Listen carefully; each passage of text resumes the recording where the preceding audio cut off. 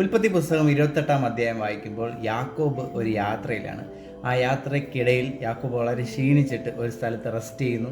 ആ റെസ്റ്റ് ചെയ്യുന്ന സമയത്ത് നമുക്കെല്ലാവർക്കും അറിയാം, അന്ന് രാത്രി അവിടെ ഒരു കല്ല് തലയണയാക്കി വെച്ച് അവൻ കിടന്നുറങ്ങിയിട്ട് അന്ന് രാത്രി സ്വപ്നത്തിൽ യാക്കോബ് കാണുകയാണ്, സ്വർഗത്തിൽ നിന്ന് ഭൂമിയിൽ വരെ എത്തുന്ന ഒരു കോവേണി വെച്ചിരിക്കുന്നു.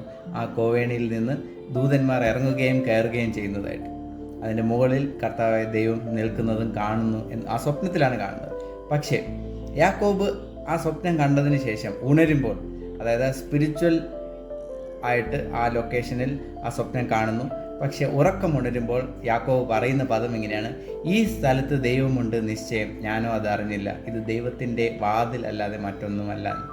സോ ഇതുപോലെ നമ്മൾ ഫിസിക്കലി കിടന്നുറങ്ങുന്ന സ്ഥലം, ആയിരിക്കുന്ന സ്ഥലം, വർക്ക് പ്ലേസ്, ഇങ്ങനെയുള്ള ഏത് സ്ഥലമാണെങ്കിലും നമ്മളായിരിക്കുന്ന സ്ഥലത്ത് ദൈവികമായി സ്പിരിച്വലി ഒരു പോർട്ടൽ ഓപ്പണപ്പ് ആയിക്കഴിഞ്ഞാൽ ഫിസിക്കലി ആ ലൊക്കേഷനിൽ ഒരു ചേഞ്ച് ഉണ്ടായിരിക്കും.